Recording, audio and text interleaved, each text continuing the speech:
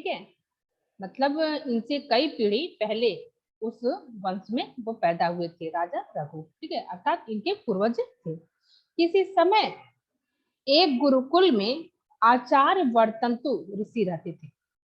किसी समय में एक गुरुकुल में आचार्य वर्तंतु नाम के ऋषि रहते थे।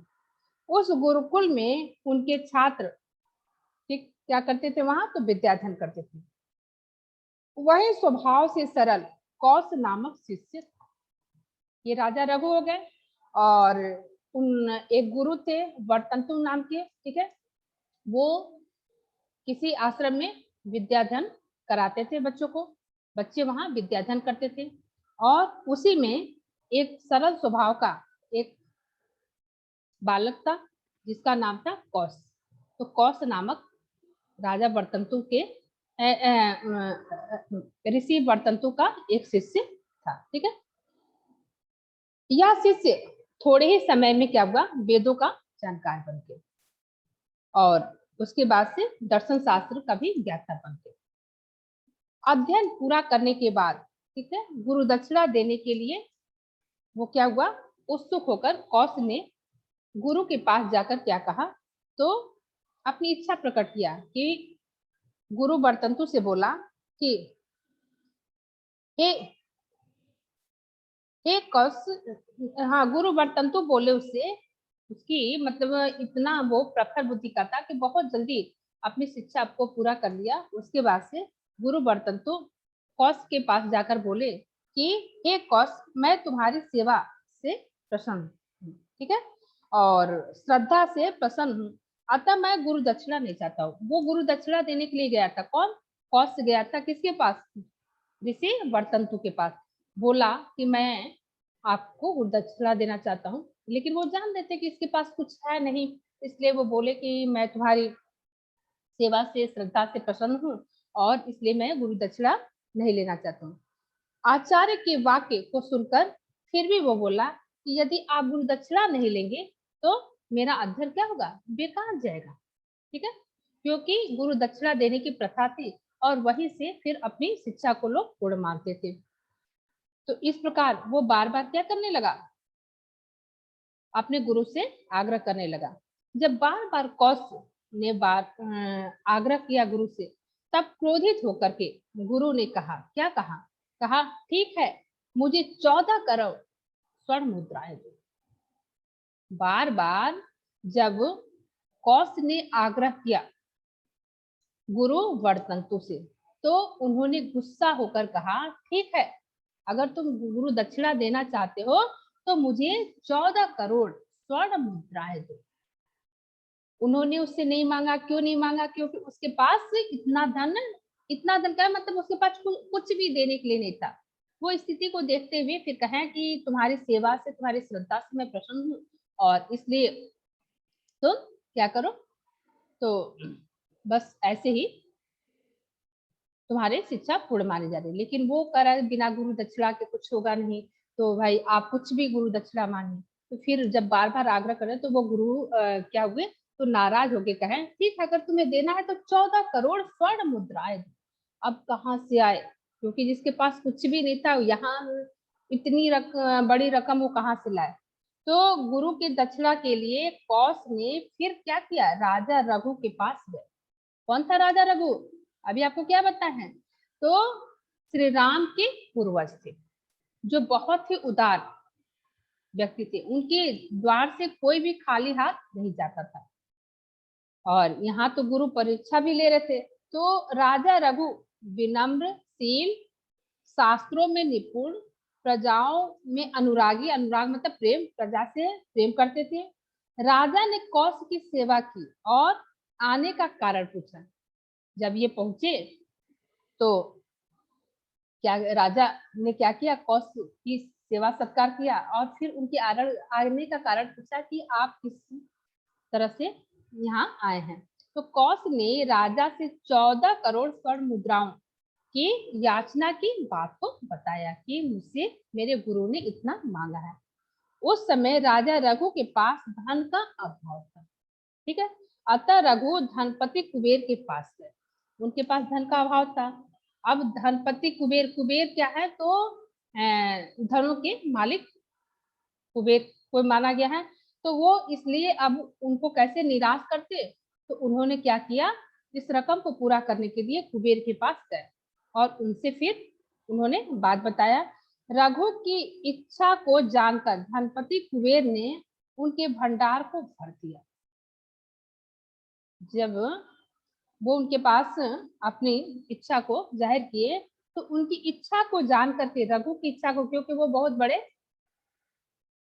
प्रतापी, प्रजा के अनुरागी, उदार, सहिष्णु, दान पुण्य करने वाले इस प्रकार के राजा थे। तो उनकी इच्छा को जान करके कुबेर ने क्या किया, उनके भंडार को ही भर दिया।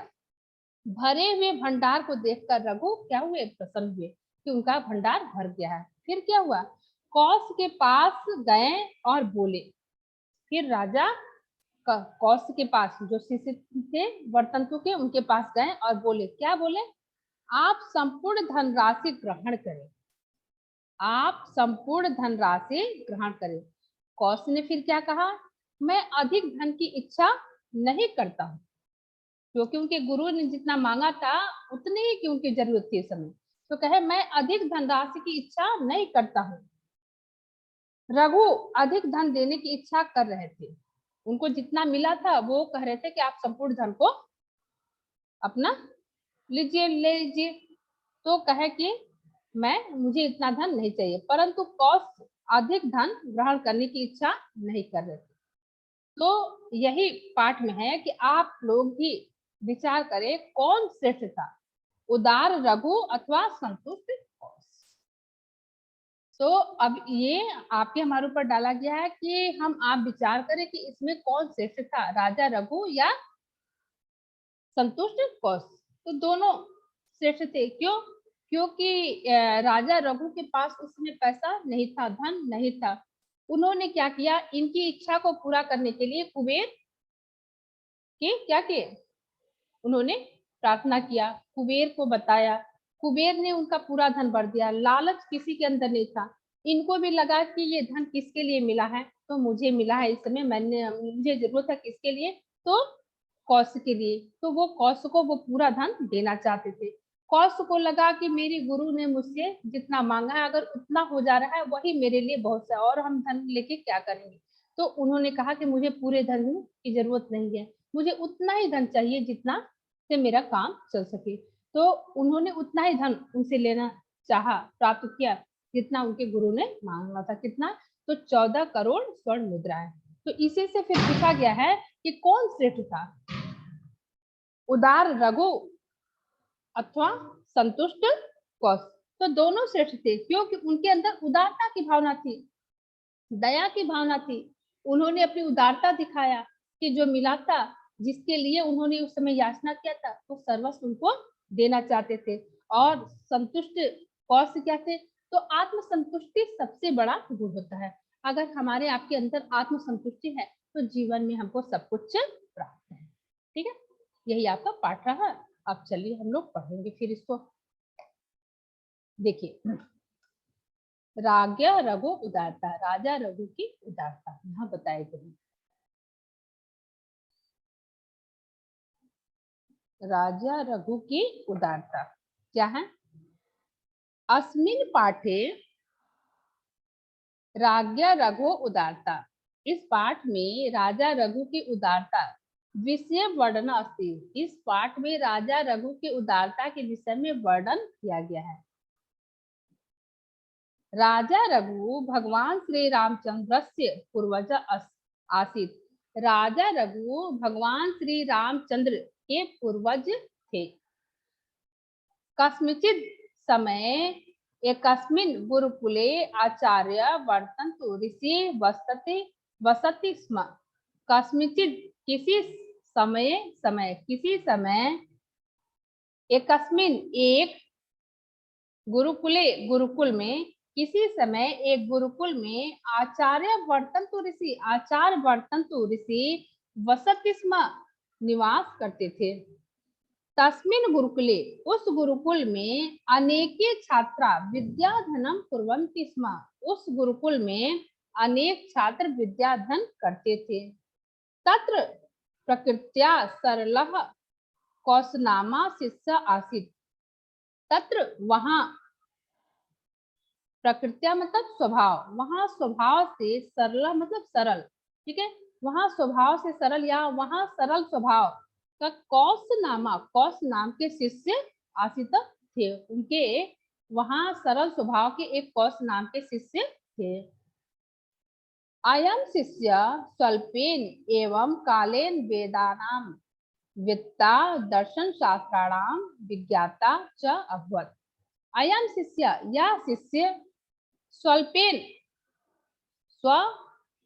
स्वल्पेन कम समय, एवं मतलब भी, यह शिष्य कम समय में ही, काले मतलब समय में, कम समय में ही वेदानाम वेदों के, वेत्ता मतलब वेदों का ज्ञाता, और दर्शन शास्त्राणाम और दर्शन शास्त्र का वे विज्ञाता चौभत, और दर्शन शास्त्र का भी विज्ञाता हो गया।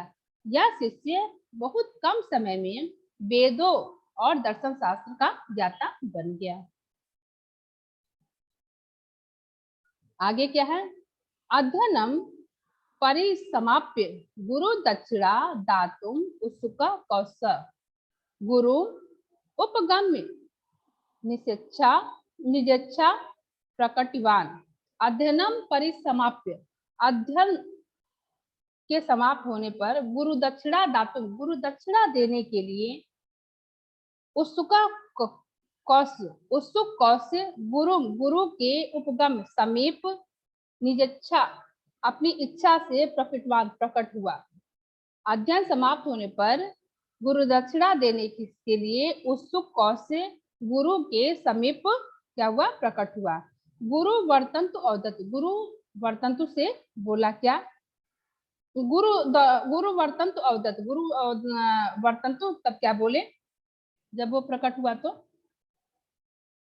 बोले कि भो कौश, हे कौश, अहम त्वसेवाया सेवया श्रद्धा च प्रसन्न अस्मि।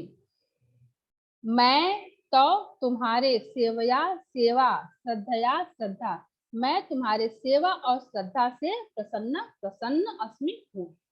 हे कौश, मैं तुम्हारे सेवा और श्रद्धा से प्रसन्न हूँ।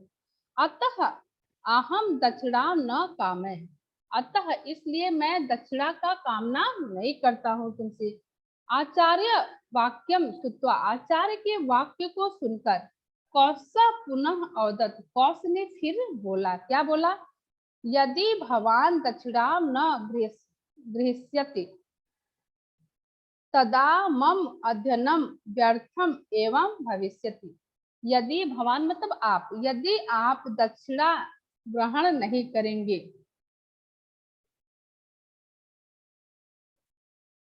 तदा तब मम अध्ययनम, मेरा अध्ययन व्यर्थम एवं भविष्यति, व्यर्थ ही चला जाएगा।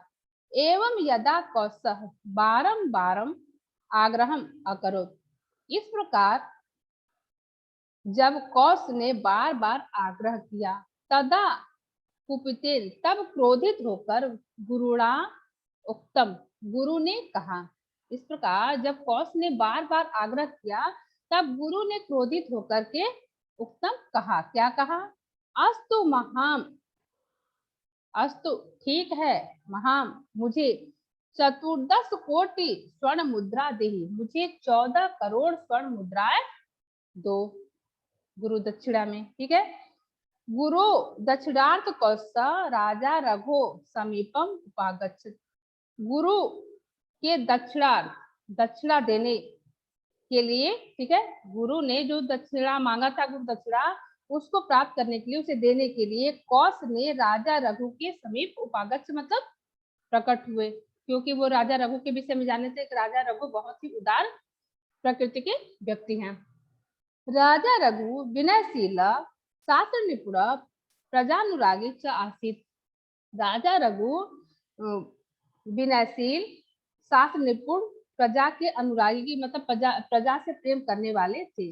राजा रघु विनयशील शास्त्र निपुण मतलब शास्त्र के ज्ञाता, शास्त्रों में निपुण थे, और प्रजानुरागी और प्रजा से प्रेम करने वाले थे। राजा कौश और सेवत आगमस्य कारणम च अपृच्छत। राजा कौश की सेवा करने के बाद से फिर रघु ने क्या किया, तो उनके आने का कारण उनसे पूछा। कौश कौशः राजानम चतुर्दश कोटि स्वर्ण मुद्रा अयाचत। कौश राजा को 14 करोड़ स्वर्ण मुद्राओं की याचना मतलब मांग के विषय में बताया। तस्मिन काले उसी समय, तस्मिन काले उसी काले मतलब समय, उसी समय राजा ने पार्श्व धनाभाव आसीत। उस समय राजा के पास धन का अभाव था। अतः रघु धनपते कुबेरस्य समीपम अगच्छत। इसलिए रघु धनपति कुबेर के समीप मतलब निकट, अगच्छत मतलब गए। रघु अभिप्रायम ज्ञात्वा धनपति कुबेर तस्य कोषागारम अपूर्यत। रघु के अभिप्राय को जान करके, रघु के मन की इच्छा को जानकर के, अभिप्राय को जानकर, ज्ञात्वा जानकर, धनपति कुबेर तस्य उसकी कोषागारम उसके कोषागार को क्या किया, अपूर्यत मतलब भर दिए, पूरा कर दिए। पूरिता कोषागार, भरे हुए कोषागार को देखकर रघु प्रसन्न भूत्वा, रघु प्रसन्न होकर कौशा समीपम अगच्छत, कौश के समीप गए, अगच्छत गए। औदच्च और बोले, क्या बोले, भवान आप निखिल धनराशि गृहणातु, आप संपूर्ण धनराशि को ग्रहण कीजिए। कौशा औदत, कौश ने तब बोला, कहा, क्या कहा, अहम अधिकम धनम न कामय, मैं अधिक धन की कामना नहीं करता हूँ। रघु अधिकम धनम दातुम इच्छति स्म, रघु अधिक धन देने की इच्छा कर रहे थे। परंतु कौशा अधिकम गृहीतुम न इच्छति, परंतु कौश अधिक धन ग्रहण करने की इच्छा नहीं कर रहे थे। भवन्तः एवं विचार्यन्तु, फिर उन्होंने ऐसा विचार किया। भवन्तः एवं विचारति, इस प्रकार आप ही विचार करिए। कह श्रेष्ठ आसीत, कौन श्रेष्ठ था, उदार रघु संतुष्ट कौश व, उदार रघु या संतुष्ट कौश। इस प्रकार आप विचार कीजिए, हमसे आपसे कहा गया है कि कौन श्रेष्ठ था, उदार रघु या संतुष्ट कौश। ठीक है, यही आपका पूरा चैप्टर का कहानी आपका रहा कि राजा रघु की उदारता के विषय में बताया गया था कि कितने उदार व्यक्ति थे। ठीक है, कि जो कुछ भी उस नाम पे मिला वो सर्वस्व दे रहा, ये नहीं सोच रहे अच्छा चलो आगे फिर काम देगा, क्योंकि फिर आगे जो होगा वो देखा जाएगा, तो वो सर्वस्व देना चाहते थे। लेकिन आपके कौश भी जो है वो उतना ही प्राप्त करना चाहते थे जितना उस समय उन्हें जरूरत थी। तो मनुष्य को इसी प्रकार आत्मसंतुष्टि रखना चाहिए, तब हमें कभी भी कोई कमी नहीं होता है। लेकिन ज्यादातर क्या देखने को मिलता है, यही मिलता है कि जो मिला है उसको ग्रहण करो, पता नहीं फिर मिल पाएगा कि नहीं। इस तरह से क्या होता है, हम हमेशा उथल पुथल में रहते हैं। जब हमारे अंदर आत्मसंतुष्टि रहेगा तो हमें कभी कोई कमी नहीं होगा। ठीक है, तो अब किसी को कोई डाउट हो तो बोलिए फिर, नहीं तो अब तो आपकी क्लासेस भी चलेंगे ही और साथ में आपको ये वीडियो भी मिलेगा ही। कुछ जानना है तो बोलिए फिर आप अपना।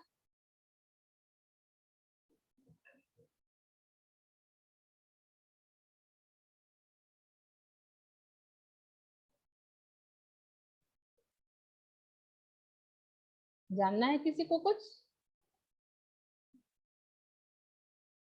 नहीं जानना है तो चलिए फिर हम इसको दोहराते रहे। हाँ, देखिए यहाँ आपका जो पूरा कहानी है, अभी आपको कहानी बताए भी थे कि श्री रामचंद्र का नाम आप लोगों ने सुना है। श्री रामचंद्र के पूर्वज थे कौन, राजा रघु। उनके वंश में, ठीक है, उनसे कई पीढ़ी पहले राजा रघु पैदा हुए थे। राजा रघु बहुत ही उदार स्वभाव के व्यक्ति थे। कोई भी व्यक्ति उनके दरवाजे से खाली हाथ नहीं जाता था। और एक आश्रम था जहाँ पे एक गुरु बच्चों को, शिष्यों को शिक्षा देते थे। उनका नाम था वर्तंतु ऋषि। और उस आश्रम में एक सरल स्वभाव का व्यक्ति कौन था? तो कौत्स नामक एक शिष्य था। कौत्स शिक्षा ग्रहण करने में इतना प्रवीण था, बहुत कम समय में उसने क्या किया, तो अपना शास्त्र ज्ञान तथा वेदों का ज्ञाता हो गया। फिर उसकी शिक्षा जब पूर्ण हुई तो फिर वो गुरु दक्षिणा देने के लिए अपने गुरु के पास अपना प्रस्ताव रखा कि आप कुछ गुरु दक्षिणा लीजिए। उसकी सारे स्थिति को गुरु जानते थे, इसलिए उन्होंने कहा कि मैं तुम्हारी सेवा भाव श्रद्धा से बहुत प्रसन्न हूँ और गुरु दक्षिणा में मुझे तुमसे कुछ नहीं चाहिए। लेकिन ये बार बार आग्रह करते हैं। कौन? कौत्स। किससे? तो अपने गुरु से, कि कुछ तो ले लीजिए, क्योंकि अगर आप नहीं कुछ लेंगे तो हमारा शिक्षा जो है वो पूर्ण नहीं होगा, पूर्ण नहीं माना जाएगा, पूर्ण नहीं होगा। जब इनके पास कुछ था ही नहीं, गुरु सब जान ही रहती थी, इसलिए गुरु मांग नहीं रहे थे और ये कुछ देना चाहते थे। तब गुरु ने क्या किया, तो गुस्सा होके कहा, अगर देना ही है तो मुझे 14 करोड़ स्वर्ण मुद्राएं दो। गुरु जान रहे थे इतना कहाँ से आएगा। तो अब यहीं पे राजा रघु की उदारता यही बताया गया है कि अब उनके दिमाग में आया कि इतना बड़ा रकम इस समय मुझे अगर कोई दे सकता है तो वो है राजा रघु, जिनके विषय में सुना गया है कि ये बहुत ही प्रतापी व्यक्ति हैं और किसी की भी मदद करते हैं, इसलिए वो वहां जाते हैं। उस समय राजा रघु के पास भी धन का अभाव था, उतना धन नहीं था कि इनकी मांग को पूरा कर सके। फिर उन्होंने क्या किया, तो कुबेर जो धनों के मालिक होते हैं, धनपति कुबेर उनको कहा जाता है, तो उनका आवाहन किए, उनके से फिर उन्होंने बात किया। उनकी मन की स्थिति को जानते हुए कि किस काम के लिए इन्हें जरूरत है, क्यों कर रहे हैं, क्यों मांग रहे हैं, तो उन्होंने क्या किया, उनके पूरे भंडार को फिर वो भर दिए, भरपूर धन से भर दिए। अब जब वो उन्होंने उतना धन देखा तो वो उनके मन में भी लालच नहीं था। उन्होंने क्या किया, तो कौत्स को पूरा धन देने की इच्छा किया। कौत्स को भी धन की लालच नहीं थी, धन की इच्छा नहीं थी। उन्होंने भी कहा कि मुझे इतना धन नहीं चाहिए, मुझे सिर्फ उतना ही धन चाहिए जितना मेरे गुरु ने मांगा है। मैं अपने गुरु की इच्छा को पूरा करने के लिए सिर्फ आपके पास आया था, मुझे और धन की इच्छा नहीं है।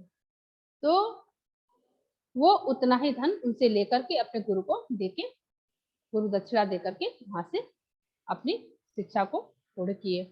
और वहां पे फिर एक सवाल बना, आपसे हमसे पूछा जा रहा है कि आप हम बताएं कि कौन श्रेष्ठ था, राजा रघु या कौश? क्यों? राजा रघु ने अपनी उदारता दिखाया और कौश ने अपनी संतुष्टि दिखाया कि उन्हें जितना मिला उसने में वो आत्म संतुष्ट हुए। तो इसलिए पूछा जा रहा है कि कौन उसमें सबसे ज्यादा श्रेष्ठ था। तो आपके देखने में क्या लग रहा है? मेरे देखने में तो दोनों श्रेष्ठ थे। क्यों? क्योंकि वो भी उस समय किसके लिए धन की याचना किए थे? तो कौश के लिए। और कौश भी श्रेष्ठ है कि उन्हें सिर्फ अपने गुरु को